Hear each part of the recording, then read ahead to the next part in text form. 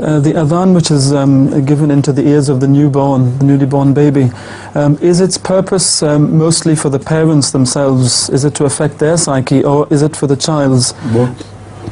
Yes. For both. Because the children, although they do not understand what they hear, their memory center always retains it permanently. So psychologically it has been experimented. The children, while they were just a few days old, they retained in their memory the languages they heard. Although consciously they could not speak or recover that memory embedded deep in the layers of the brain. It's a case, well-reported case of a girl who was never taught to speak German anywhere during the schooling time, and it was an English girl who was brought up away from Germany. And wherever the parents were posted, there was no contact with Germans. And while she was undergoing an operation, brain operation, while the needle moved from one spot to another, suddenly she started speaking fluent German. That astounded the surgeon, and full investigation was carried out from then on.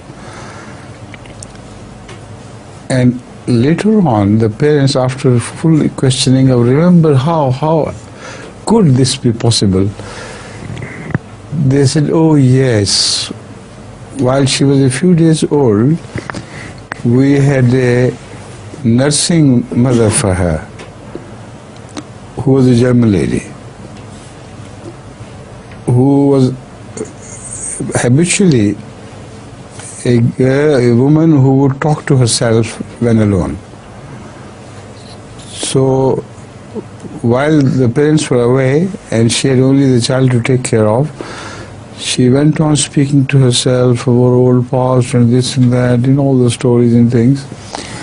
And although the child could not have understood, the things got imprinted upon her brain cells, and this is a scientific evidence of the truth of the Quranic practice, the Quranic injunction, or I should say the practice of Rasulullah sallallahu alaihi wasallam, under Quran, of course. So the moment the child is born, you say azan in his right ear or her right ear, and takbir in the left. There was one little part of the question I didn't translate. It was, what in the case of a deaf child? Would there be any imprint on his memory if he couldn't hear it? Deaf child cannot hear. But at the time when it is said, nobody really knows whether the child is deaf. So that could be a psychological message for the parents. Whenever the child is able to understand through pictorial languages or through improvement in the hearing system,